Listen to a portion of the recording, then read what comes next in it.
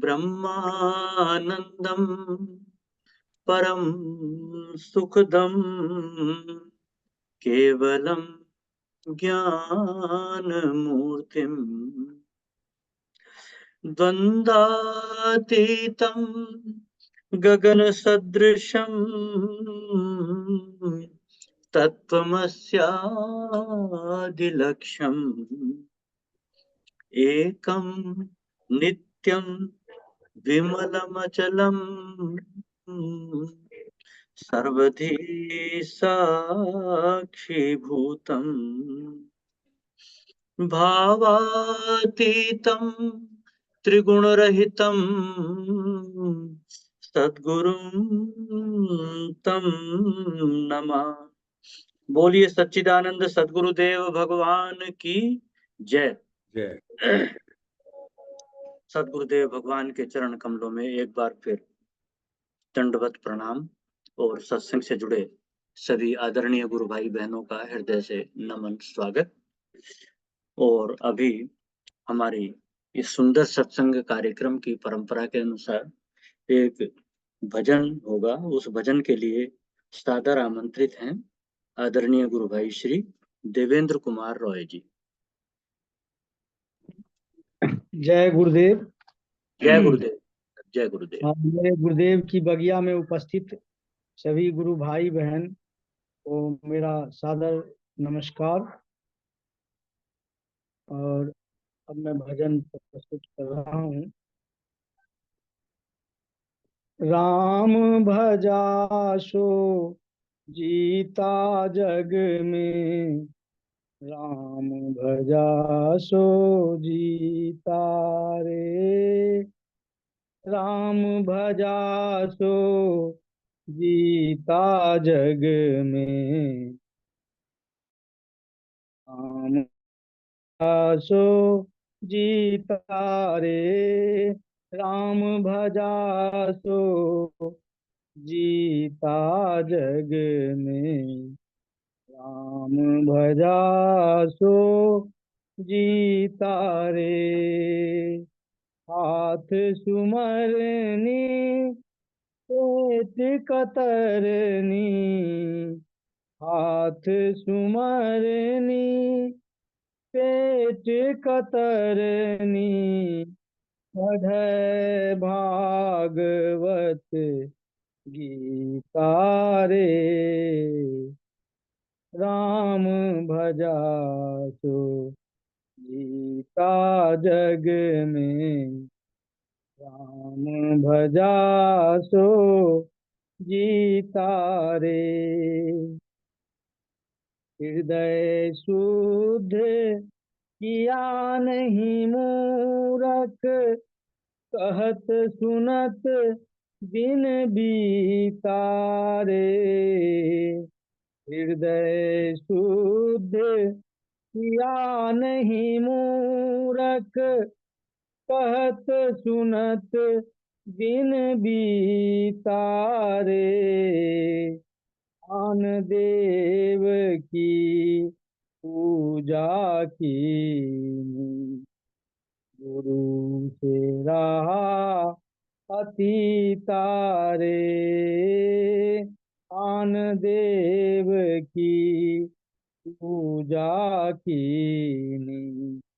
गुरु से रहा अतीता रे। धन यौवन सब यहीं रहेगा, धन यौवन सब यहीं रहेगा, अंत समय चलरी तारे, राम भजासो जीता जग में, राम भजासो जीता रे। बाबरिया ने भावर डारी, मोह जाल सब की तारे, कहत कबीर काल धरी खई हैं कहत कबीर, काल धरी खई हैं जैसे मृग को तारे, राम भजा सो गीता जग में, राम भजा सो जीता रे, राम भजा सो गीता जग में, राम भजा सो जीता रे। बोलिए श्री सतगुरुदेव भगवान की जय। जय गुरुदेव जी। भाई साहब बहुत सुंदर भजन। ये कबीरदास जी का, संत कबीरदास जी का पद बड़ा सुंदर। राम भजा सो जीता जग में, राम भजा सो जीता रे, हाथ सुमरने पेट कतरने पढ़े भागवश गीता रे। कि भाग्य है, भाग्य में लिखा है तो गीता तो पढ़ता है, लेकिन हाथ में सुमरनी है, पेट में कतरनी है, दूसरों के लिए द्वेष भाव है, वैर भाव है। कौन जीतेगा जग में? जो राम को भजेगा। हृदय शुद्ध किया नहीं मूर्ख कहत सुनत दिन बीता रे। दिन क्या, जीवन ही बीत गया कहते सुनते बात करते कि हृदय शुद्ध करूंगा, साधना करूंगा, किया नहीं। और देवताओं की पूजा की, आन देव की पूजा की नहीं, गुरु से रहा अतीता रे। लेकिन गुरुदेव से सदा दूर ही बना रहा। धन यौवन सब यहीं रहेगा, अंत समय चल रीता रे। ये सब संसार के पदार्थ यहीं रह जाएंगे, अंत समय खाली हाथ जाना है, कुछ साथ में रहेगा ही नहीं। भावर यानी भावर डारी, मोह जाल सब कीता रे। कि मोह जाल में फंसा लिया, भावर यानी भावर डाल, भावरे डाल दी, शादी हो गई।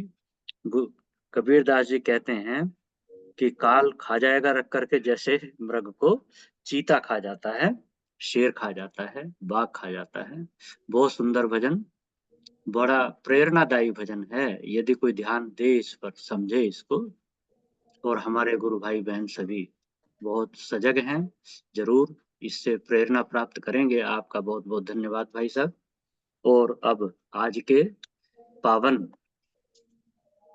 गुरुदेव भगवान के उपदेश के लिए, उनके प्रवचन के लिए सादर निवेदन है श्री कुलदीप राय शर्मा जी भाई साहब से कि आज का निर्धारित प्रवचन सुनवाने की कृपा करेंगे।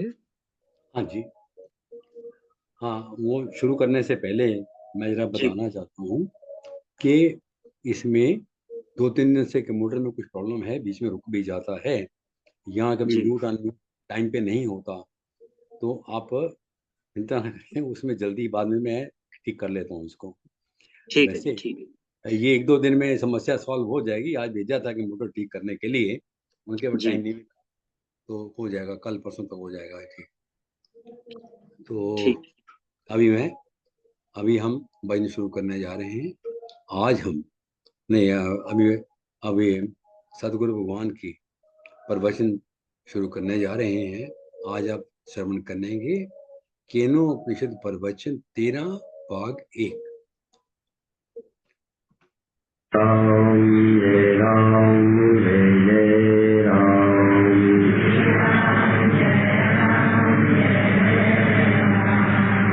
श्री राम जय राम जय जय राम,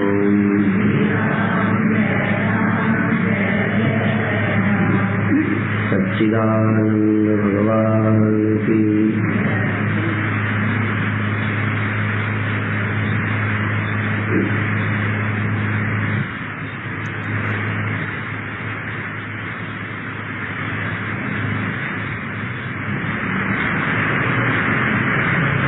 साधना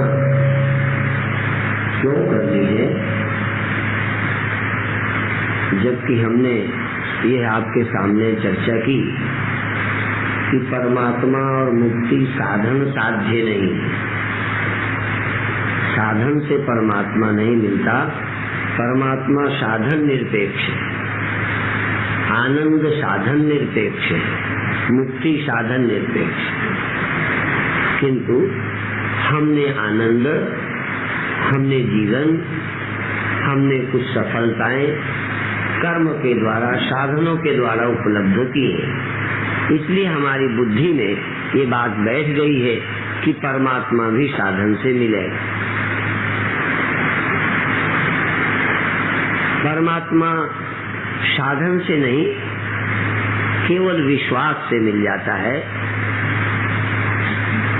और इसी अर्थ में रामायण का यही श्लोक, भवानी शंकरौ वंदे श्रद्धा विश्वास रूपिणौ याभ्याम विना न पश्यन्ति सिद्धा स्वान्तस्थमीश्वरम्। हम भवानी और शंकर की वंदना करते हैं जो विश्वास और श्रद्धा और विश्वास के रूप हैं, क्योंकि श्रद्धा और विश्वास रूपी भवानी शंकर के सिद्ध लोग भी आत्मत अपने में सदा रहने वाले ईश्वर को नहीं प्राप्त कर सकते। अपने में विद्यमान ईश्वर भी बिना श्रद्धा और विश्वास के नहीं मिलता। अपने भीतर रहने वाला नित्य प्राप्त आनंद भी हमें नहीं मिल रहा। इसी अर्थ में तो कहा है कि सबकी गठरी लाल है। ये दोहे मेरे बनाए नहीं है, हमने तो जो ऋषियों ने कहा है उसकी सिर्फ पुष्टि करते हैं। सबकी गठरी लाल है, कोई नहीं कंगाल। माने जो हम पाना चाहते हैं, यहाँ लाल का अर्थ है लाल कोई सबको पाना नहीं चाहते, पर लाल कोई भीतर बढ़े भी नहीं रखे। तो यहाँ लाल का प्रतीक कीमती, जिसके लिए मानव जीवन तरस रहा है, तड़प रहा है। कल जैसे हमने कहा था सुख मणि, सुख को मणि कह दिया। सुख क्या है? मणि है। असल में मानव की मणि सुख है, जिसके बिना ये बेचैन रहता है। जैसे मणि के बिना सांप, उसकी मणि छिन जाए तो सांप तड़पता है। फण बिन मणि, फण जो है बिना मणि के, ऐसे ही मनुष्य बिना आनंद के लिए तो ताकता है, आनंद के लिए तो दौड़ता है। सभा में भी क्या चाहता है? आनंद। अब ये बात भूल जाता है, यदि मेरे प्रवचन में हंसी अधिक है तो आपको आनंद आएगा, मेरे प्रवचन में कोई और बात आपके मन की है तो आनंद आएगा, नहीं तो नहीं आएगा। और आनंद ना आया तो समझो कार्यक्रम फीका। आनंद आता क्या है? ऐसा समझो जैसे ये जो ग्रामोफोन रिकॉर्ड होता है उसमें गीत भरा है। सुई क्या करती है? जो पहिया रिकॉर्ड घूमता है तो सुई टच करती है, और जिस जगह टच करती है वो शब्द व्यक्त हो जाता है। उस शब्द के व्यक्त होने को हम सुनते हैं। यदि सुई उस पर न जाए, वो ना घूमे, तो शब्द भरा हुआ भी व्यक्त नहीं होगा। हमारे जीवन में आनंद अव्यक्त है, परमात्मा अव्यक्त है। ऐसा नहीं है कि है नहीं, अव्यक्त है। जैसे लकड़ी में आग, पत्थर में आग अव्यक्त है। यदि हम लकड़ी को रगड़ देते हैं तो प्रकट हो जाती है। लकड़ी का रगड़ना जरा कठिन है। अरणि मंथन करके भी अग्नि प्रकट की जाती है। यज्ञ में ऐसी एक परंपरा भी प्रचलित है, परंतु लकड़ी के रगड़ कर आग प्रकट करने की बात छोड़ दें। माचिस की तिल्ली को भी जब माचिस में ऐसे रगड़ते हैं तो आग प्रकट हो जाती है। माचिस रखे हुए भी यदि तिल्ली को उसमें हम न रगड़े तो आग से हम वंचित रहेंगे। आग प्रकट होगी तो उसके लाभ हमको प्राप्त होंगे। तो विद्यमान अग्नि भी बिना रगड़े प्रकट नहीं होती। जमीन के अंदर पानी रहता है, पर बिना खोदे पानी उपलब्ध नहीं होता। जब जमीन में कुआं खोदते हैं, कूप बनाते हैं, तो पानी निकल आता है, उसका हम उपयोग करते हैं। तो पानी कोई कुआं खोदने वाले डालते नहीं। देहरादून में ऐसी कोई व्यवस्था हो तो हम नहीं कह सकते। टंकियों में पानी डाला जाता है, चरहियों में पानी डाला जाता है, घड़ों में पानी डाला जाता है। हम अपने घर के टैंकों में, टंकियों में पानी डालते हैं, कुएं में कोई पानी नहीं डालता। कुएं से तो पानी निकालते, तो वहां है तो निकलता है। खोदना किस लिए था? पानी डालने के लिए कुआं खोदा कि भीतर विद्यमान पानी को अपने उपयोग में लाने लायक व्यक्त करना। तो हम भीतर के आनंद को, भीतर के सत्य को, भीतर के परमात्मा को, भीतर के खजाने को हम कहीं से डालते नहीं हैं, बस इतना ही है। इसलिए पानी वहां है, पानी को हम जन्म नहीं देंगे। कोई मिस्त्री, कारीगर, ट्यूबवेल लगाने वाले कुशल से कुशल पानी नहीं डालते। सिर्फ पानी को प्रकट करने के लिए ऊपर की मिट्टी हटाते हैं। हम भी मिट्टी हटाने का काम करेंगे। आपके घर धन गड़ा है तो ज्योतिषी, तांत्रिक या कोई महात्मा, योगी, जिसको वो दिखता है धन, लेकिन सबको नहीं दिखता, जिसकी दिव्य दृष्टि है उसको धन दिखता है। तुम उस धन को नहीं देख पाते और निर्धन हुए दुखी हो। आपकी निर्धनता दूर करने के लिए ज्योतिषी धन नहीं देगा, सिद्ध पुरुष धन नहीं देगा। तुम्हारे घर में गड़ा हुआ धन उसे दिख रहा है, वो तुम्हें बताएगा ऊपर की मिट्टी खोदकर फेंक दो, आपको धन मिल जाएगा। तो प्राप्त धन ही प्राप्त कराना है। वेदांत यही कहता है, नित्य प्राप्त की प्राप्ति। जो तुम्हें प्राप्त है फिर भी तुम उससे वंचित हो। इसी अर्थ को गुरुओं के शब्द हैं कि सबकी गठरी लाल। अब ये भी नहीं कहा कि हिंदू की मुसलमान। कई बार जब हम कोई चर्चा करते हैं तो लोग समझते होंगे कि हम कोई सांप्रदायिक लोग हैं। ये दुर्भाग्य की बात है कि मुसलमान हमारे यहाँ सुनने नहीं आएगा। असल में तो मजहबी बातें सत्य के पाने में बाधा है। और अब से कई 100 साल पहले या सैकड़ों साल पहले एक गिरधर कवि हुए, जो कुंडलियां बहुत लिखते रहे लेकिन बड़े अनुभवी थे। गिरधर एक संत थे, गिरधर एक आत्मज्ञानी थे। उन्होंने लिखा है कि जब तक फांसी मजहब की, सांप्रदायिकता की संकीर्णताएं, जब तक फांसी मजहब की, तब लग होए न ज्ञान। तब तक ज्ञान नहीं हो सकता। मजहब फांस टूटे तभी पावे पद निर्वाण, पावे पद निर्वाण निरंजन माहि समावे। इस तरह की बातें सांप्रदायिकता से ऊपर उठने की संत सदा करते रहे। ये तो बेईमान राजनैतिक लोग सांप्रदायिकता के पोषक हैं। संत तो संप्रदाय से ऊपर की ही बात करते हैं। कबीर साहब, गुरु नानक देव जी महाराज, ये कौन से सांप्रदायिक लोग? ये तो सत्य का प्रचार करते। और एक बात और है, कई लोग कहते हैं संत का बोला हुआ मृषा नहीं जाता। वाणी में भी है, संत जो बोलते हैं वो सच हो जाता है। हमारी सोच थोड़ी दूसरी है। हम ये कहना चाहते हैं संत का बोला सच नहीं होता, संत बोलता ही सच है। अब मान लो मैं कहूं कि शरीर ये नष्ट हो जाने वाले हैं, शरीर नाशवान है, यदि मैंने ये बोला तो ये मेरे बोलने से सच हो जाएगा क्या? एक वो शेख चिल्ली की कथा है कि एक पेड़ को कालिदास जैसे लोग, सुना है हमने कि कालिदास इतने एक समय मूर्ख थे कि जिस पेड़ पर डाल पर खड़े थे, जैसे ये तना है और ये डाल है, तो इधर खड़े होकर इधर काटते फिर तो चल जाता, पर इधर खड़े होकर कोई इस बांह को काटे। तो कालिदास ऐसे ही कर रहे थे, पेड़ की डाल पर खड़े होकर जिस डाल पर खड़े थे उसको तने की तरफ काट रहे थे। तो एक रास्ते से निकलने वाला आदमी ये कहता है कि तुम इसमें काट रहे हो, ये डाल कटेगी तुम नीचे गिर जाओगे। तो कालिदास कहते हैं तुम कोई भगवान हो जो पहले से जान गए?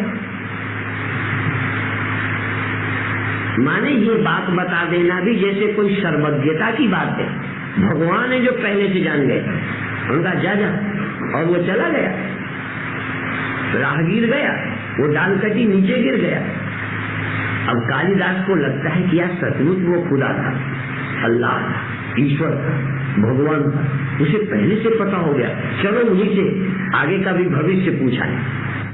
लंगड़ाता पूछता है आगे दौड़कर, भगवान बताइए, चरण पकड़ लिए, भगवान है आप साक्षात। अरे मैं आदमी हूँ, मैं भगवान नहीं हूँ।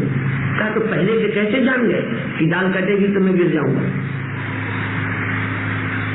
कोई मूर्खों की कमी थोड़ी है दुनिया में। ऐसे ऐसे मूर्ख हैं जो साधारण बातों को भी सर्वज्ञता समझते हैं। इसमें क्या सर्वज्ञता की बात है?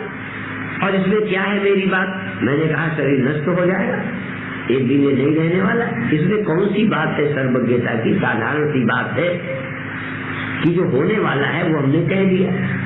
और यदि हमने ये कह दिया कि शरीर नष्ट होगा, जीव नष्ट नहीं होगा, जीव देह से निकल जाता है, फिर जीव अपने कर्मों के अनुसार जाता है। और एक स्थिति और है, जब जीव कर्म बंधन से छूट जाता है तो मुक्त हो जाता है। अब इसमें कोई ऐसी बातें नहीं है जो मेरे कहने से सच हो रही है, बल्कि मैंने सच सच समझ के कहा है। एक पेड़ में फल लगे, पकने के बाद नीचे गिर जाएंगे। तो यदि ये मैंने कह दिया तो इसमें कौन सी बात है जो मेरी सर्वज्ञता की है? दुनिया में जो जो चीज पैदा होती है वो जवान होती है, बूढ़ी होती है, नष्ट होती है।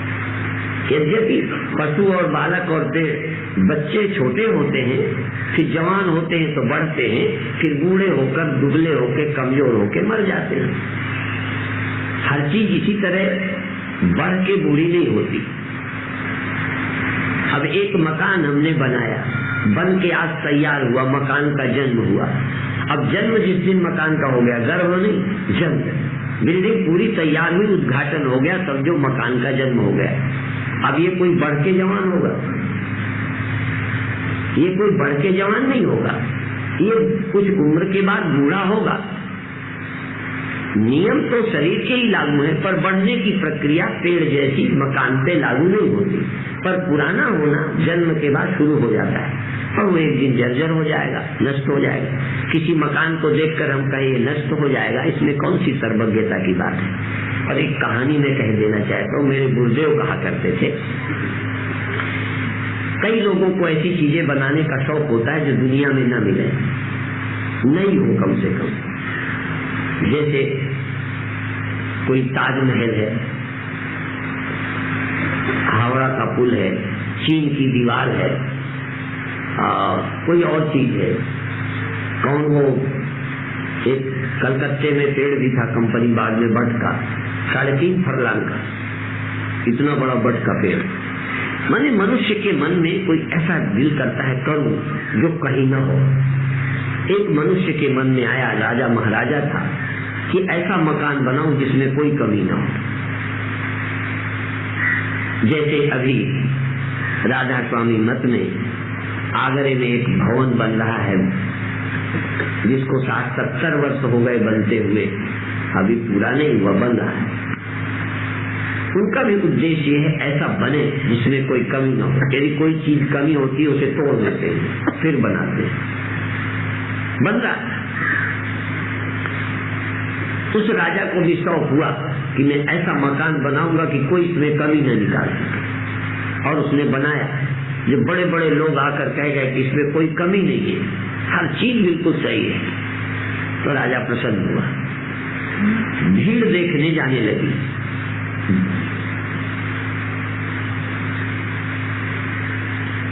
एक दिन ये बात एक संत को सुनने को मिली। संत वहीं से कहते हैं उसमें कमियां हैं। ये बात राजा तक पहुंची कि एक संत कहते हैं कमी है। उन्होंने संत से कहा चलिए देखिए कोई कमी नहीं है। उन्होंने कहा क्या देखना है? मूर्ख लोग देखा करते हैं, संतों को क्या देखना, वो तो बिना दिखाए जानते हैं कि कमी है। हम बड़े चक्कर, राजा ने चरण छुए, आप देखिए कोई कमी नहीं है। कहने लगे क्या देखो? फिर वो कहने लगे मूर्ख लोग देख के कमी निकालेंगे, हमको तो पहले से पता है कमियों का। उनका आखिर क्या कमी है? चलिए, उनका चलता नहीं हूं, यहीं से बताता हूँ और मेरी बात राजा को कह दो जाके। एक तो ये कमी है कि जिसने इसको रहने के लिए अपने बनाया है, एक दिन वो खुद न रहेगा इसमें रहने लायक। ये ऐसे नक्षत्र में बना है, ऐसा कुयोग है कि बनाने वाला इसलिए एक दिन रह नहीं पाएगा, ऐसा समय आएगा। और दूसरी कमी ये है कि इतनी अच्छी बिल्डिंग होने पर भी इसकी एक कमी है कि पुरानी होकर ढह जाएगी, नष्ट हो जाएगी। यदि राजा ये दो कमी दूर कर सके तो फिर बात करें। अब ये ऐसी कमी है जिसके सर्वज्ञता की क्या जरूरत, देखने की क्या जरूरत। और बात इतनी मजेदार है, उनकी बात बिल्कुल झूठ नहीं। एक बार एक डिग्री कॉलेज था, एग्रीकल्चर कॉलेज कानपुर में, और लड़के जरा हंसोड़े होते ही हैं। फिर संत को देखकर मेरा दिल किया कि मैं इनके पास से जाऊं। जब मैं निकला तो लड़कों ने मखौल की, आइए बाबा, यूं कहने लगे। तो उनका हाथ देख लेते हो? मैंने कहा हाँ देख लेते। बच्चे मुझे ले गए, 4-6 बच्चों ने घेर लिया, कुछ तमाशा दूर से देखने लगे। एक बच्चे ने हाथ किया, मैंने कहा ये ऊपर चमड़ी है, ये रेखाएं हैं, इसके अंदर खून है, मांस है, हड्डी है। उनका यही देखते हैं। मैंने कहा और क्या देखो? अब वो समझते थे कोई ज्योतिषी की तरह देखेंगे, मैंने उसकी बातें नहीं की, मैं तो अपना इसी से अपना कन्नी काट गया। तो बच्चे मुस्कुराए, फिर उनसे और बहुत बातें होती रही, फिर बच्चे प्रभावित भी हुए। अब आगे की बात मैं नहीं बताता क्योंकि वो लंबी भी है और विषयांतर होगा। तो संत जो बताते हैं वो ऐसी चीज बताते हैं जो सब पे लागू होती है, और इसी अर्थ में सबकी गठरी लाल है, सबकी गठरी। अब किसे भरोसा है? और ये कितने बार हमने पढ़ा है, सबकी गठरी लाल है, कोई नहीं कंगाल।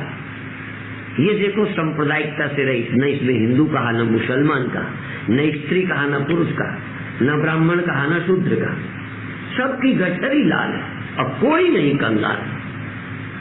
राजनीति कहेगी कि ये कंगाल है, इनको इन्होंने कंगाल बनाया, इन्होंने इनका ये किया, इन्होंने उनका वो किया।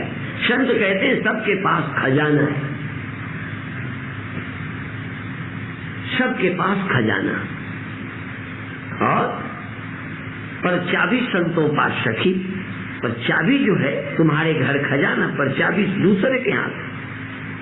अब आप जानते हो जेल में और घर में क्या फर्क होता है? घर में भी दीवार है, घर में भी दीवार के भीतर रहते हो, कभी कहते हो हम जेल में हैं।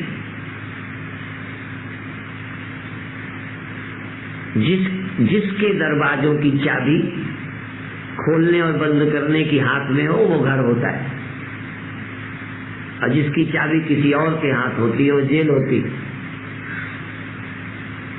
जेल में कभी गए होंगे? हम तो हो आए, हम तो 2-1 बार जेल हो आए हैं। तो चाबी उनके पास रहती है, भीतर हम बंद रहते हैं। हम अपनी मर्जी से नहीं वहां से निकल सकते, बस इतनी सी बात है। और अपने रुपए में और दूसरे के रुपए में फर्क क्या होता है? जिसको हम अपनी मर्जी से खर्च सकें वो मेरा रुपया, और जिसे हम अपनी मर्जी से ना खर्च सकें वो या ना निकाल सके वो हमारा रुपया नहीं होता। नहीं तो बैंक में तो सब हमारा ही है। पर आपको क्यों अपना नहीं लगता? क्योंकि आप अपनी मर्जी से न निकाल सकते हो, न खर्च सकते हो, इसलिए वो किसी और का है। और यहाँ तक बाप की जेब में है जिस पर मेरा कोई हक नहीं है, इसलिए बेटे बाप से अलग रुपया रखते हैं। अलग रखने का क्या मतलब है? क्योंकि जब हमें जरूरत होगी पिताजी कहेंगे नहीं इसकी क्या जरूरत है, मुझे कुछ खाना है, कहेंगे इसकी क्या जरूरत है। इसलिए हर व्यक्ति थोड़े रुपए अपने पास रखना चाहिए। आप भी थोड़ा बहुत रखती होगी ना छिपा के? सही बता दो काजल, पति से छिपा के बिल्कुल नहीं रखते ना। अब काहे को पोल पट्टी बताएं आप? सब कोई रखता है। वो क्यों रखते हैं? हम जब चाहेंगे जिस काम में, पति कहेगा ये काम क्या है, साड़ी की क्या जरूरत, इसकी क्या जरूरत, हम जिसे इस्तेमाल कर लें अपनी मर्जी से वही अपना है। जिसे हम अपनी मर्जी से इस्तेमाल न कर सकें वो अपना क्या है। और अभी भी भ्रम है कि हम शरीर का अपने मन से इस्तेमाल करते हैं। यद्यपि कभी कभी मन होता है उस समय पिता दे देता है, और जब तक हमारे मन से हमें पिता दे देता है तब तक हमें अलग रुपए की जरूरत नहीं पड़ती। तो जब नहीं देता तब हमें अपना रुपये की आवश्यकता। जब तक हम जवान थे, जवानी में जो सुख चाहा हमने, स्त्री का ले लिया, हमें गुलामी समझ में नहीं आई, थे तो गुलाम। और जब थोड़ा शरीर की सामर्थ्य घटी, उस सुख की आवश्यकता है, तो सामर्थ्य नहीं, अब पता चला गुलामी है। अभी हमको लगता है हम स्वामी है, भूख लगी हमने डट के खा लिया, हजम हो गई, अभी नहीं लगता कि हम गुलाम हैं। पर जब थोड़ा बुढ़ापा आया, एक रोटी ज्यादा हो गई तो उल्टी होने लगी, टट्टियां होने लगी, लगा हम गुलाम हैं, खा भी हम आजादी से नहीं सकते। आप जानते हो, कई लड़कों को कहो कि ऐसे रहना चाहिए, कहे हम गुलाम नहीं है, हम किसी के कहे पे नहीं चलते। हमने कहा गुलाम नहीं और हैं क्या हम, है कोई स्वामी? खाने में गुलाम हम, पचाने में गुलाम हम, भोगने में गुलाम हम। क्या भोग के अनंतर भोग दोबारा कोई तुरंत कर सकता है? गुलाम नहीं। क्या अत्यंत बूढ़े जर्जर होने के बाद उन भोगों को उपलब्ध कर सकते हो? जब बिल्कुल बूढ़े हो जाओगे आपको भी तमाम बेटियों से ब्याह करवा दिया जाएगा। क्या भोगने में हम स्वतंत्र हैं? क्या खाने में हम स्वतंत्र हैं? क्या चलने में हम स्वतंत्र हैं? क्या हाथ उठाने में हम स्वतंत्र हैं? इसलिए लगता है क्योंकि अभी भगवान की दी हुई क्षमता ऐसी है, तो लगता है हमारी इच्छा हुई हमने हाथ उठा लिए। एक दिन हम हाथ उठाना चाहते हैं, उठते नहीं। हम श्वास लेते हैं, प्राणायाम करते हैं, स्वतंत्र लगते हैं, पर हम कहें रोके रहो, 2-3 घंटे रोक रखो, स्वतंत्र। हम कहेंगे निकाले जाओ श्वास, निकाले जाओ, निकाले जाओ, स्वतंत्र है।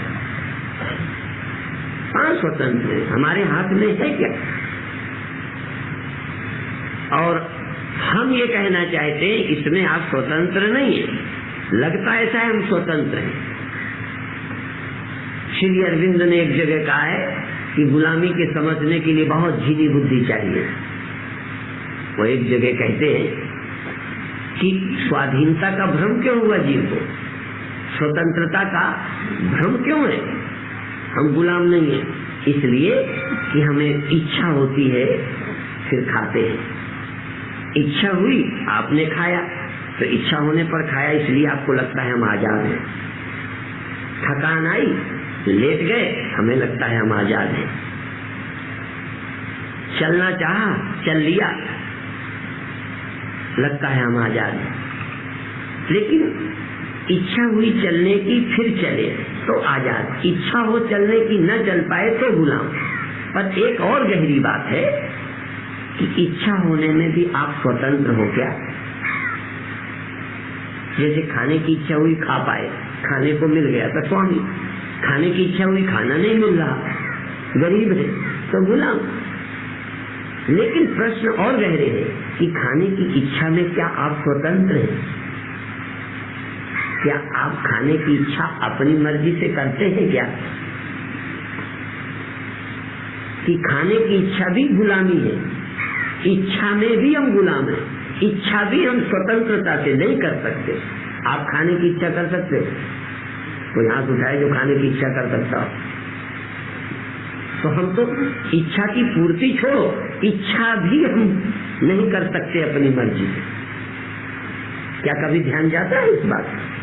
हम बड़े बड़े विद्वान कहलाते हैं, पढ़े लिखे कहलाते हैं, स्वतंत्रता की बातें करते हैं, पर हम तो इच्छा करने में भी स्वतंत्र नहीं है। इच्छा भी हमारी हम नहीं करते। हो गई वाली इच्छा को मेरी इच्छा का सिर्फ अहंकार करते। भगवान कृष्ण यही तो गीता में कहते हैं, 100 बार गीता पढ़ी है, ये सब गुणों के कारण होता है। और अहंकार विमूढ़ात्मा करता हमिति मंदिर। मूढ़ आदमी अपनी इच्छाएं मानता है, अपनी कामनाएं मानता है और अपने को कर्ता मानता है, जबकि इच्छाएं तक मेरी अपनी नहीं है। आप जवान हुए, ब्याह की जरूरत पड़ी, आपने बचपन में क्यों नहीं कर लिया? क्या ब्याह की इच्छा आपकी मर्जी से हुई? जवानी आ गई, जवानी ने हमें मजबूर किया है स्त्री के लिए, पुरुष पाने के लिए। कुत्तों को, गधों को, घोड़ों को, सुअरों को, उनको कौन कहता है? उनकी प्रकृति, भीतर से जो प्रकृति है वो कहती है। और हर जीव मानता क्या है? जैसे मैं कर रहा हूं। एक बात मुझे और ध्यान आ गई, मैंने अपनी आंखों देखा है, कुछ चीजें तो सुनी है जो आज तक मैंने देखी नहीं। जैसे पारसमणि मैंने सुनी है कि लोहे को सोना बनाती है। कोई कहता है कि नेपाल के राजा के पास थी, और हमको लोग ये कहते थे कि वहाँ वो राजा जो है लोहे के कुशिया का, हल्की कुशिया का ही टैक्स लेता है, फिर वो सोना बना लेता है। यदि नेपाल का राजा पारस रखता होता तो नेपाल जेलबंद क्यों होता? पर है प्रसिद्ध, कोई कुछ कहता है, कोई कुछ कहता है। कोई कहता है कि फला जगह बकरियों के और भेड़ों के पैरों पर वो लोहा की नालें ठोक देते हैं, वो चलती फिरती रहती हैं, और वो जब टकरा जाती है पारस तो सोना हो जाता है। पर आज तक मैं अपनी बात कहता हूँ, मुझे नहीं मालूम कि मैंने पारस सुनी है, आज तक मैंने नहीं देखी। आपने देखी है, ठीक, मैंने नहीं देखी, ये सत्य बोलता हूँ, मैं कोई व्यंग नहीं करता, होगी लेकिन मुझे मिली नहीं। तो पारस मैंने सुनी है, देखी नहीं। बहुत चीजें सुनी है, देखी नहीं है, मेरा कोई विरोध नहीं है। पर कुछ चीजें ऐसे, हमने अमृत सुना है, जहर सुना भर है कि कभी लोगों को खाते, खा के मरते जानते हो? पक्का बोलो, जहर होता है कि नहीं? इसमें कोई शक है? माने जहर के होने में कोई शक नहीं, पर अमृत के होने में, वैसे तो देहरादून में मिलता होगा अमृत, किसी बनिया की दुकान में, और जहर कहो अभी खरीदवा दे। यद्यपि सबको बेचते नहीं है डॉक्टर, डॉक्टरों से पूछो, उनके पास जहर है, देते देते मर जाएंगे, जहर है उनके पास। अमृत किसी की दुकान में अभी तक हमने नहीं देखा। मिलता होता तो हम भी एक दो घूंट ले आते, पी ले। अमृत सुना है, देखा नहीं, जहर देखा है। पारस सुनी है, लोहा देखा है, सोना भी देखा है। पर लोहे को पारस के स्पर्श से सोना होते हमने नहीं देखा, क्योंकि पारस नहीं देखी, इसलिए लोहे को सोना बनाते भी हमने नहीं देखा। वैसे कई आते हैं जादूगर जो बनाना जानते होंगे, पर जो सोना बनाना जानते हैं तुमसे ही कुछ मांगते हैं, ये कमाल की बात है। क्या आश्चर्य, जो सोना बना लेते हैं वो देहरादून की जनता के सामने हाथ फैलाते हैं, ये आश्चर्य। तभी मैंने कहा था कि बहुत चीजें हमने देखी हैं, बहुत चीजें हमने सिर्फ सुनी है, परंतु हम कहना चाहेंगे मृत्यु भी आदमी ने देखी है। मृत्यु लोगों को मालूम पड़ती है, मृत्यु पर पूर्ण आदमी संदेह रहित है। मृत्यु पर यदि संदेह होता तो बहुत अच्छा रहता। मृत्यु पे तो कोई शक नहीं कि है आपको, मृत्यु होने में भी कोई शक है? जहर से नहीं, बिना जहर के। जहर खा के तो मर जाते हैं अभागे, हम तो बिना जहर खाए मरने वालों में से। क्यों, आपको उनमें से कुछ पुण्यात्मा जहर खा के मरेंगे, भाग्यशाली लोग जहर खा के मरेंगे। हम तो उन अभागों में हैं कि हम बिना जहर खाए भी मर जाएंगे। बोलो आप किन में हो? जहर खा के मरने वाले, बिना जहर के मर जाने के लिए किन में से अपना नाम रखना चाहिए?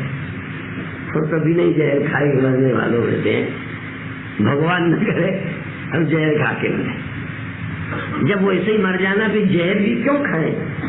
जहर खाने की जरूरत क्या है? जब फ्री निःशुल्क मौत मिल जानी है तब रुपया क्यों खर्च करें? इतने बेवकूफ हम नहीं है, कोई बेवकूफ खर्च। माताओं आपका क्या इरादा है? कभी एक आध पुड़िया चाहिए क्या? 8 आना रुपया। कितना बेवकूफ आदमी है जो बिना कुछ किए हो जाना है उसके लिए भी करता है। मौत के लिए क्या करने की जरूरत है? फिर भी मरने के लिए भी इंतजाम, रस्सी, पंखे में लटकना, रेल की पटरी, इतनी मेहनत। ना समझ ही होंगे उनको आप समझदार कहते हो ना, आजकल के पढ़े लिखे लोग ऐसा कर लेते। इनको पढ़ा लिखा कैसे कहते? पढ़े लिखे की आपकी परिभाषा है जिसको हिंदी, अंग्रेजी, संस्कृत, श्लोक, मंत्र आते हो, उनको आप पढ़ा कहते हो। और हमें लगता है मूर्ख आदमी है जिसको इतनी भी अकल नहीं रही। इतना जीवन कीमती यूं जहर खा के समाप्त करता है। और अपने भीतर सबने कहा सबकी गठरी लाल है, कोई नहीं कंगाल, फिर भी नहीं खोलता, गांठ खोल नहीं देखते। आप किन में से हो? गांठ खोल देखने की तैयारी है कि अभी भी भरोसा नहीं है? गांठ खोल नहीं देखते। जय गुरुदेव। जय गुरुदेव, जय गुरुदेव जी। भाई साहब, आज का प्रवचन यहाँ संपन्न हुआ। बहुत सुंदर प्रवचन था और बहुत व्यवहारिक ज्ञान गुरुदेव भगवान ने दिया। आज सभी हम लोग कृतार्थ अनुभव करते होंगे अपने आप को। अभी मैं प्रवचन और अभिव्यक्ति के बीच में नहीं आना चाहता और आज की अभिव्यक्ति के लिए विद्वान आदरणीय गुरु बहन श्रीमती उषा भसीन जी को आमंत्रित करता हूं, कृपया आएं और आज के प्रवचन पर अभिव्यक्ति देने की कृपा करें। हाँ जी, जय गुरुदेव। धन्यवाद धन्यवाद। जय गुरुदेव, जय जय गुरुदेव। गुरुदेव। बोलिए सच्चिदानंद भगवान की जय। श्री सद्गुरुदेवाय नमः। गुरुर्ब्रह्मा गुरुर्विष्णु गुरुर्देवो महेश्वरा, गुरुर्साक्षात् परं ब्रह्म तस्मै श्री गुरुवे नमः। ध्यान मूलम गुरुर्मूर्ति, पूजा मूलम गुरुर्पदम, मंत्र मूलम गुरुर्वाक्यम, मोक्ष मूलम गुरुर्कृपा। बुद्धि में हो अवतरित, करते स्वयं प्रकाश, वंदो श्री गुरु पद कमल, आप में वास। सर्वप्रथम श्री सद्गुरु भगवान जी के चरण कमलों में सादर प्रणाम व सत्संग से जुड़ी हुई सभी आदरणीय भाई व बहनों को हृदय से नमन। श्री सद्गुरु जी अपने प्रवचन में हमें समझाते हैं कि परमात्मा निरपेक्ष है, साधन साधन नहीं है। आनंद निरपेक्ष है और मुक्ति भी निरपेक्ष है। किंतु जीव ने क्षण भंगुर सुख के लिए सुख व जीवन की कुछ सफलताएं कर्म व भौतिक साधनों द्वारा उपलब्ध की हैं। इसलिए बुद्धि में यही बैठ गया है कि परमात्मा भी साधन द्वारा प्राप्त होगा। पूज्य गुरुदेव समझाते हैं कि परमात्मा श्रद्धा और विश्वास से मिलता है। परमात्मा बिना श्रद्धा व विश्वास के नहीं मिलता, जिसके लिए जीव इधर उधर भटकता रहता है। वो आनंद के लिए यहाँ से मिले वहां से मिले, तो वो भटकता है। उसको चाह है, जिस प्रकार सांप मणि के बिना तड़पता है, उसी प्रकार जीव सुख के लिए, आनंद के लिए इधर उधर भागता फिरता है, आनंद की खोज में, जिसे वह पाना चाहता है और जो उसी में विद्यमान है, लेकिन उसकी बाहर की खोज है, अंदर जाता ही नहीं। जैसे कोई वस्तु हमारी घर के अंदर खो गई है, मिल नहीं रही, पर हम खोज रहे हैं उसको बाहर सड़क पर, तो उसका मिलना असंभव है। जीव स्वयं ब्रह्म स्वरूप है, आनंद स्वरूप है, और ढूंढ रहा है कहीं और। परमात्मा व आनंद जीव में स्वयं में है, जो अव्यक्त है, उससे व्यक्त करना है। जैसे लकड़ी में आग है, लेकिन अव्यक्त है। जब तक, अब पत्थर में आग है लेकिन अव्यक्त है, जब तक उसे रगड़ेंगे नहीं तब तक आग व्यक्त नहीं होगी और हम उसको उपयोग में नहीं ला सकेंगे।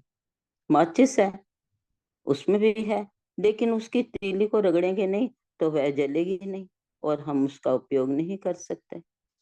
इसी प्रकार जमीन में पानी है, पानी डालना नहीं, मिट्टी को खोदना है। गहरा खोदेंगे तो जो अव्यक्त है पानी, वो व्यक्त हो जाएगा और उपयोग में ला सकेंगे। और भी पूज्य गुरुदेव एग्जाम्पल देते हैं कि अगर कहीं धन गड़ा हुआ है तो उसे हमें हमें नहीं दिखाई दे रहा, पर जो जानकार है, जो दिव्य दृष्टि वाला है, वही बताएगा कि इधर आप खुदाई करो, इधर यहाँ से मिट्टी हटाओ, तो इधर जो अव्यक्त है धन गड़ा हुआ है, वो ऊपर की मिट्टी हटाओ और जो धन जो है तुम्हें व्यक्त हो जाएगा, नजर आ जाएगा और तुम निकाल लोगे। पूज्य गुरुदेव जी भी यही बता रहे हैं कि हम भी इसी प्रकार आपको नित्य प्राप्त की प्राप्ति कराते हैं, जो नित्य प्राप्त है, पर उधर ध्यान नहीं, वो अव्यक्त है। वेदांत भी यही कहता है कि नित्य प्राप्त की ही प्राप्ति है, जो कि श्रुति ब्रह्मनिष्ठ सदगुरु के द्वारा ही हो सकती है।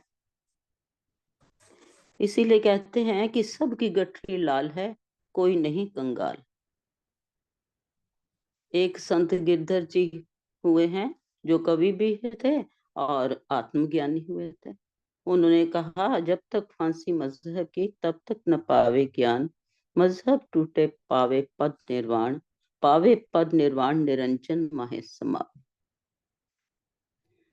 पूज्य गुरुदेव जी समझ की बात कहते हैं, समझ के बारे में कहते हैं। एग्जाम्पल देते हैं कि एक कवि कालिदास हुए हैं, वो बड़े मूर्ख थे। तो उनका बताते हैं कि पेड़ में खड़े हुए थे एक डाल पर, और उसी डाल को काट रहे थे। तो कोई राहगीर निकल रहा था वहां से, तो उसने कहा कि जिस पर खड़े हो उसको ही काट रहे हो तो तुम तो गिर जाओगे। तो वो इतना मूर्ख कि कहता है कि तुम्हें कैसे पता, तुम भगवान हो, कोई मौलवी हो, कौन हो तुम? भाई ये तो वो है कि भी जहाँ खड़े हो वहीं काटो तो गिरोगे ही ना। भाई इसमें भगवान की क्या बात है, या इसमें क्या खास बात करे?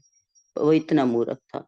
तो वो राहगीर चला गया और फिर उसने काटी डाल तो वो तो गिर गया। तो बड़ा खुश हुआ, भाई ये तो भाई भगवान ही है, कोई मौलवी होएगा, कोई मुल्ला के भी, इसने तो ठीक भाई। और वो दौड़ा उसके पीछे कि मुझे बताओ, रुको, आप तो भगवान हो, मैं आपके चरण लगता हूँ, मैं मुझे आगे भी अपने जीवन के बारे में पूछना है आपसे। तो इतनी नॉर्मल सी बात जो कि पता लगे, पर वो इतना मूर्ख मूर्ख था। तो इसी प्रकार गुरुदेव कहते हैं कि अगर हम कह दें कि शरीर तो नष्ट हो जाएगा पर जीव नष्ट नहीं होएगा, तुम आत्मा हो, तो क्या बड़ी बात कही, क्या सर्वज्ञता की बात कही? पेड़ पर फल लगे हुए हैं, पकने पर गिर जाएंगे, ये सबको पता है। दुनिया में जो चीज पैदा होती है वो बड़ी होती है, जवान होती है, बूढ़ी हो जाती है, फिर नष्ट हो जाती है। ये तो प्रकृति का नियम है। बालक हो या कोई जानवर हो या कोई और, तो कहते हैं बड़े होते हैं, यौवन को प्राप्त होते हैं, फिर बूढ़े हो जाते हैं, कमजोर हो जाते हैं, तो वो मर जाते हैं, नष्ट हो जाते हैं। इसी प्रकार ही तो कोई जैसे कोई मकान बनाया, किसी कितना अच्छा मटेरियल लगाया, आखिर एक दिन पुराना होगा, जर्जर होकर नष्ट हो जाता है। प्रकृति का नियम है, जो बना है उसने नष्ट होना है। पूज्य गुरुदेव बताते हैं कि कई लोगों को शौक होता है कि नई से नई चीज हो जो संसार में अद्वितीय हो, जो और हो ही ना किसी के पास, तो उनको खुशी होती है इन बातों की। तो अपने कहते हैं अपना भी जैसे ताजमहल है, चीन की दीवार है, या कहते हैं कलकत्ते में भी एक बड़ का पुराना पेड़ है जिसका घेरा 3.5 फरलांग है, इतना बड़ा घेरा।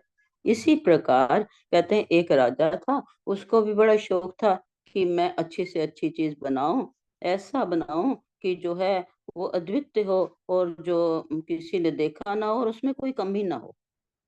तो कोई भी कमी होती है तो वो उसको फिर दोबारा से बनवाता है। तो जब तैयार हो गया तो उसने सबको कहा और बड़े बड़े लोग देखने आए, तो बड़ा अच्छा सुंदर महल लगा और पूछता है राजा भी, कोई कमी हो तो बताओ, कोई कमी हो तो बताओ। सबने कहा कि बड़ा अच्छा बना है, बड़ा सुंदर बना हुआ है, प्रशंसा की सबने, इसमें कोई कमी नहीं है। तो फिर यही बात जो है किसी संत के पास पहुंच गई और उन्होंने, संत ने कहा राजा को कह देना इसमें तो कमियां हैं बहुत। तो राजा के पास बात पहुंची तो राजा ने कहा आप आओ, संदेशा भिजवाया, आप आओ और देखो। कहते नहीं, संतों के आने की जरूरत नहीं होती, वो जहाँ बैठे होते हैं वहां से ही उनको सब कुछ पता हो जाता है कि क्या है। तो कहते बताओ क्या कमी है। तो कहते हैं राजा को कह देना कि पहली कमी ये है कि जिसने ये महल रहने के लिए महल रहने के लिए बनाया है, वह स्वयं एक दिन ना रहेगा। ऐसे नक्षत्र में ये बना है कि ये एक दिन पुराना होगा और जर्जर होकर ढह जाएगा। तो ये तो बात तो है, सबके साथ लागू होती है, ये कौन सी बात है। तो कहते हैं तभी ये बोला ये संत जो हैं वो कहते हैं कि सच बोलते हैं, वो सच झूठ नहीं बोलते। आगे पूज्य गुरुदेव बताते हैं कि भाई वहां पर आगे जो है कोई एग्रीकल्चर कॉलेज था, तो वहां के बच्चों ने मुझे घेर लिया और पूछते हैं कि बाबा क्या आप हाथ देख सकते हैं। कहते हैं हाँ मैं हाथ देख लेता हूँ। तो मैंने कहा हाँ, तो मैंने हाथ देख कर कहा भाई, कहते हैं क्या देख रहे हो। कहते हैं इसमें मांस है, खून है, हड्डी है और लकीरें हैं। तो उन्होंने कहा और कुछ, उनका ख्याल था शायद ये कुछ इसके बारे में बताएंगे जैसे जोशी बताते हैं। तो उन्होंने इस संदर्भ में कोई बात ही नहीं की पूज्य गुरुदेव ने। और फिर वो थोड़े मुस्कुराए और बातें करी, बच्चे मुस्कुराए और बड़े प्रभावित हुए इनसे। तो इसी प्रकार कहते हैं संत ऐसे बतलाते हैं, ऐसे कहते हैं कि वो बात सब पर लागू हो जाती है, होती है और सब राजी हो जाते हैं। इसलिए कहते हैं कि सबकी गठरी लाल है, कोई नहीं कंगाल।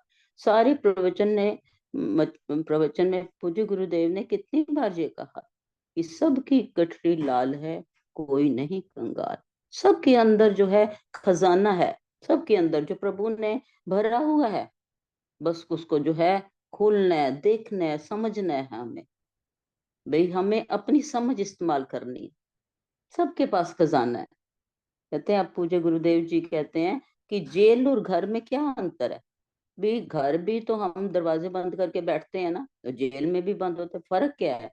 कहते हैं घर वो होता है जिसका घर है, उसके पास घर में जाने की भी चाबी हो और उसको उससे निकलने की भी चाबी हो, उसको वो किसी का मोहताज ना होए, तो वो घर है। अपनी मर्जी से आए, अपनी मर्जी से जाए। और जेल वो है कहते हैं जिसकी चाबी दूसरे के पास होती है, आप अपनी मर्जी से बाहर नहीं आ सकते। ये जो है अंतर है। अब जो कहते हैं कि गुरुदेव ने कहते हैं कि भी धन में, कहते हैं हमारा धन अपना कौन सा है। अपना धन वही है जो हम अपनी मर्जी से खर्च कर सकें, किसी से पूछना ना पड़े, या किसी से ये ना होए कि मैंने तो ज्यादा खर्च कर दिया है, तो वो क्या, चाहे पति है चाहे बच्चे हैं कुछ, वो क्या कहेंगे। वो फिर हमारा धन नहीं है ना, तो इसीलिए हमें ये फील हो रहा है। हमारा वही है जो अपनी मर्जी से खर्च कर सके। तो कहते हैं जिसमें किसी से इजाजत ना लेनी पड़े। इसीलिए कई पत्नी पति से और बच्चे माँ बाप से छिपा लेते हैं, रख लेते हैं, अपनी इच्छा के अनुसार खर्च कर लिया। कहते हैं जीव का स्वयं का वही धन है जो जो किसी से पूछना ना पड़े, स्वयं खर्च कर ले। इसी प्रकार कहते हैं हमें अभी भी भ्रम है कि शरीर का मन का इस्तेमाल अपनी मर्जी से करते हैं।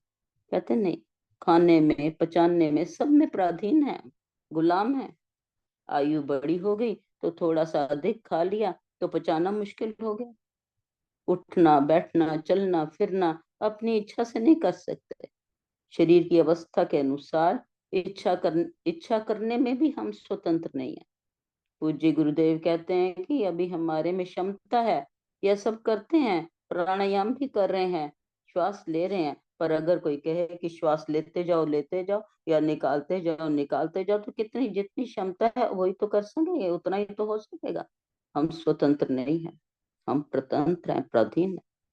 लगता है कि इच्छा हुई है खाने की, खा लिया, इच्छा हुई लेटने की तो लेट लिया, हम समझते हैं हम स्वतंत्र हैं। गीता में भगवान श्री कृष्ण कहते हैं यह सब गुणों के कारण हो रहा है। जो तीनों गुण जो है हर एक आदमी में हर समय है, सत्य रज और तम, उसी से ये सब हो रहा है। जब तक जवान थे तो कहते हैं सुख ले लिया, अपने को स्वामी समझते हैं, खा लिया, घूम लिया। जरा उम्र ज्यादा हुई तो गुलामी हो गई, खाने पीने जाने आने चलने फिरने में पराधीनता हो गई। हमारे हाथ में कुछ नहीं है। श्री अरविंद जी कहते हैं कि गुलामी को समझने के लिए बड़ी झीनी मतलब बारीक महीन बुद्धि चाहिए। हमारी इच्छा को भी हम नहीं करते, प्रकृति से होता है। कहते हैं जवानी आई, जवानी ने मजबूर किया और विवाह करने के लिए तैयार हो गए। जानवर हैं, वे भी अपनी प्रकृति के अनुसार भोग भोगते हैं। इच्छा चलने की हुई, चलें, पर चल ना पाए। खाने की इच्छा हुई पर खाना है ही नहीं, इसलिए क्या हम स्वतंत्र नहीं है। इसलिए जीव यही कि तेरी इच्छा, कहते हैं परमात्मा को हो कि तेरी इच्छा पूर्ण हो। प्रभु की इच्छा में ही मेरी इच्छा, तेरी इच्छा पूर्ण हो कहकर निरिच्छा हो जाओ। पूज्य गुरुदेव कहते हैं कई चीजें हमने सुनी है, देखी नहीं। जैसे पारस है, सुना है, लोहा सोना देखा है, लेकिन पारस से लोहे को सोना बनाना नहीं देखा, ना ही पारस को देखा है। पूज्य गुरुदेव कहते हैं कि मृत्यु तो हमने आपने सबने देखी है, इसके लिए शक नहीं है। बिल्कुल मृत्यु तो आ ही जानी है। तो कई लोग कहते हैं इतने मूल्यवान जीवन को भी समाप्त करने के लिए योजना बनाते रहते हैं। अमृत सुना है, देखा नहीं, जहर देखा हुआ है। इन्हीं शब्दों से मैं अपनी वाणी को विराम देती हूँ। बोले श्री सतगुरुदेव भगवान की जय। जय गुरुदेव जी बहन, जय गुरुदेव। आपने बहुत सुंदर अभिव्यक्ति दी है आज के प्रवचन पर। बहुत सरल भाषा में और प्रभावशाली ढंग से आपने गुरुदेव के वचनों को सरल करके सबके सामने प्रस्तुत किया है, अभिव्यक्त किया है। आपका बहुत बहुत धन्यवाद, आभार आपका। और समय की धारा यद्यपि शिखर को छू चुकी है, लेकिन जैसा कि हम लोगों को थोड़ा अनुमान है कि आदरणीय श्री आनंद स्वरूप जी गुरुदेव भगवान के दर्शन करके आए हैं, तो उनसे सानुरोध प्रार्थना है कि थोड़ा प्रसाद सत्संगी भाई बहनों को भी जो गुरुदेव के दर्शन से आनंद पाया है प्रदान करें, और फिर कार्यक्रम का समापन भी करने की कृपा करेंगे, कृपया।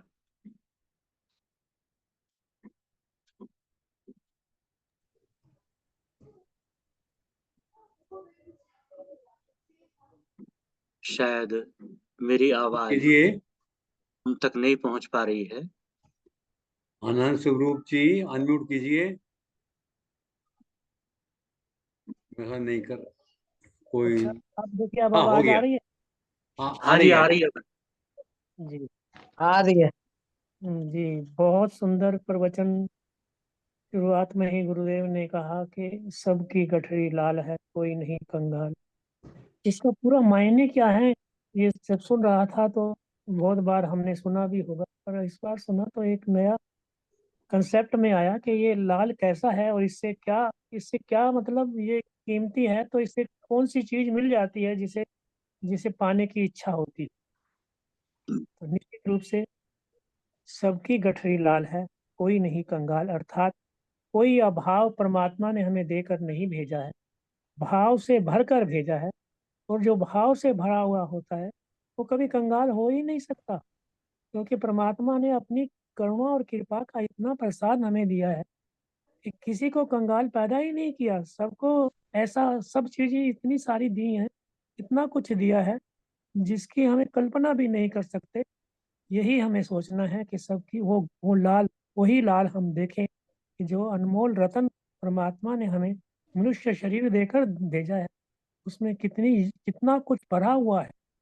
और जहाँ तक देखें मन बुद्धि इंद्रियां, इसलिए तो पराधीनता ही भरी पड़ी है। कहीं स्वाधीन हम है ही नहीं। हम अपने आप को स्वाधीन समझते हैं। हमारी मर्जी से भूख नहीं, हमारी मर्जी से नींद नहीं, हमारी मर्जी से प्यास नहीं, हमारी मर्जी से हाथ नहीं चलता। क्या पराधीनता है इस शरीर की, और क्या स्वाधीनता है हमारे पास कि जब चाहे हम आनंद के अपने उस अब भाव दृष्टि लाएं अपने चेतना में, और भाव दृष्टि से भरकर हम हम जो है आनंदित हो जाएं और आनंदित ही रहें।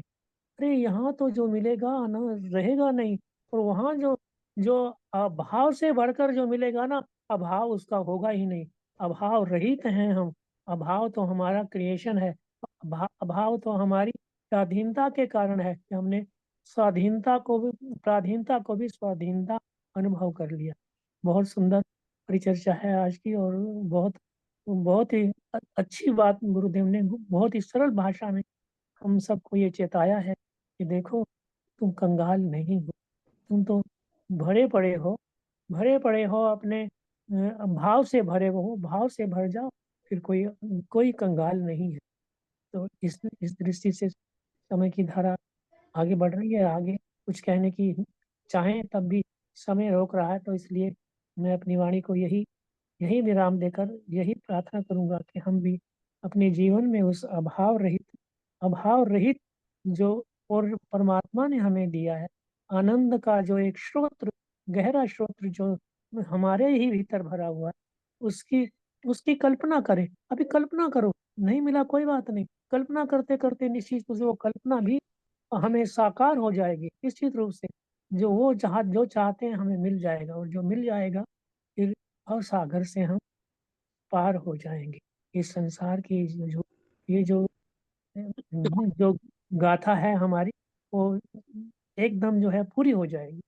तो मैं सबके चरणों में अपना वंदन करता हूँ, अभिनंदन करता हूँ, सबको प्रणाम करता हूँ, और आशा करता हूँ कि हम अपने जीवन में जो गुरुदेव हमें बताते हैं, कुछ आंशिक एक अंश भी अगर हमारे हृदय में जला जाए, हृदय में अगर हृदय तक पहुंच जाए, तो हृदय में पहुंचा हुआ कुछ भी बहुत जल्दी प्रोग्रेस करता है। और वो प्रोग्रेस इतनी इतनी बढ़िया होती है कि उसकी कल्पना हम नहीं कर सकते। तो बोलिए सच्चिदानंद भगवान की जय। जय। हाँ जी, एक मिनट, जरा मैं एक विनती है मेरी सबसे, मैं प्रार्थना है मेरी कि ये कल दोपहर को 12:30 बजे एक मीटिंग रखी है, सबको मैसेज जा चुका है, शायद कईयों ने पढ़ लिया होगा। तो इसमें कभी आने की कोशिश करें, प्रयास करें, ताकि जो मैंने जो जो इसका लक्ष्य, जो मूल मुद्दा है, वो मैंने इसमें लिखा है कि हम चाहते हैं कि गुरु भगवान का जो प्रवचन है, जो सामान्य आदमी तक जा सके, ज़्यादा से ज़्यादा आदमी तक जा सके, उसके लिए हमें क्या करना चाहिए, इसमें क्या सुधार करना चाहिए।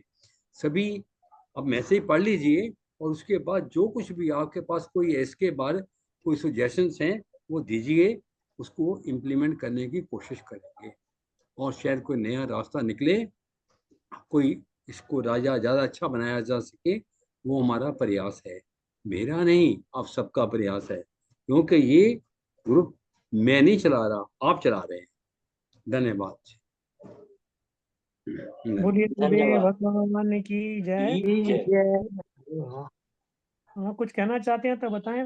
दर्शन बस बहन जी, कुछ कहना हाँ जी, बस कहना कल आप चाहती भी है? जरूर आइएगा। जी ठीक है। 12:30 से कितने बजे तक रहेगी? 12:30 बजे से आधा पौना घंटा हो सकता है। चलो देख लूंगा मैं। विषय तो आपने मुझे सेंड कर दिया। सेंड कर दिया है, हर एक को इंडिविजुअली मैसेज आ चुका है थैंक और यू ग्रुप जी। में भी है। गुरुदेव ने बहुत सारा आशीर्वाद दिया है, बहुत सारी अपने अंग वस्त्र भी मुझे प्रदान किया है हाँ जी, कि जब मैं बधाई हो। बधाई हो आपको, बहुत बहुत बधाई हो। आपको धन्यवाद बधाई है श्री अनंत स्वरूप जी को बधाई, और उसके साथ जो जुड़े हुए हम उनके शिष्य हैं गुरु, और हमें भी सबको अपने आप बधाई मिल जाती है जब बिल्कुल उनको मिल जाती आशीर्वाद है, मिलता है। क्योंकि हम में अनंत से स्वरूप।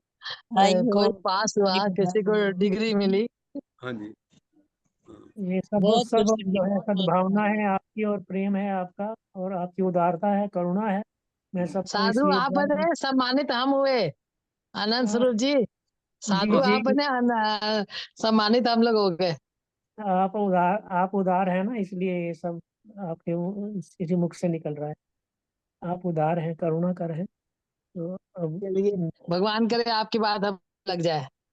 जी जी, निश्चित रूप से आशा तो यही करते हैं कि हम जीवन रहते हैं उस सत्य का अन्वेषण कर ले जिसके लिए हम यहाँ आए हैं। और मैंने तो निश्चय ही किया है कि गुरुदेव भगवान मुझे ऐसा प्रबल प्रभाव आ जाए मेरे जीवन में कि मैं जो गुरुदेव कहते हैं ना वो हथेली पर रखे हुए आंवले की तरह से स्पष्ट हो जाए। हो ही गया अगर होगा, हो तभी सका, तभी तो वस्त्र दिए हैं। हो ही गया होगा, वही तो जानते हैं, तभी उन्होंने आपको वस्त्र दिए, आशीर्वाद दे दिए। जी जी। श्री सद्गुरुदेवाय नमः। हाँ जी, अगर हो सका तो 1-2 दिन में गुरु भगवान जी के यूके में है, लंदन में है अभी, तो दर्शन करवाएंगे। ठीक है। ठीक अभी है, कहाँ ठीक। लंदन में है? अभी थोड़ी है। 17 पहुंच गए तारीख जी, वहां पे पहुंच चुके हैं। पहुंच गए। वो आज सुबह मॉर्निंग में फ्लाइट थी, चले गए तो गुरुदेव। ये जो गुड़गांव का प्रोग्राम था वो कैंसिल हो गया? हाँ जी, पेंडिंग है। पोस्टपोन हो गया, कैंसिल नहीं हुआ, पोस्टपोन हुआ है। अच्छा, पोस्टपोन हो गया है। हाँ जी, जी अच्छा अच्छा, ठीक ठीक ठीक। हमने एक्चुअली, हमारी नातिन वहां दर्शन करने जाने वाली थी, इसलिए मैं पूछ रही हूँ। हाँ जी। हाँ, हो गया। उसकी वो तिथियां बाद में घोषित होंगी, पर वो होगा तो सही, पर कब होगा वो बाद में घोषणा होगी। हाँ, तो मतलब मैं उसको बता दूंगी ना कि वो पोस्टपोन हो गया है। ठीक है। 2 या 3 दिसंबर को गुरुदेव वापिस आ जाएंगे यहाँ दिल्ली में। जी जी जी। अच्छा, ये वाला प्रोग्राम पोस्टपोन हो गया, ठीक है। जी। तो हम समापन की ओर बढ़े। जी हाँ जी जी, जी भाई साहब जी।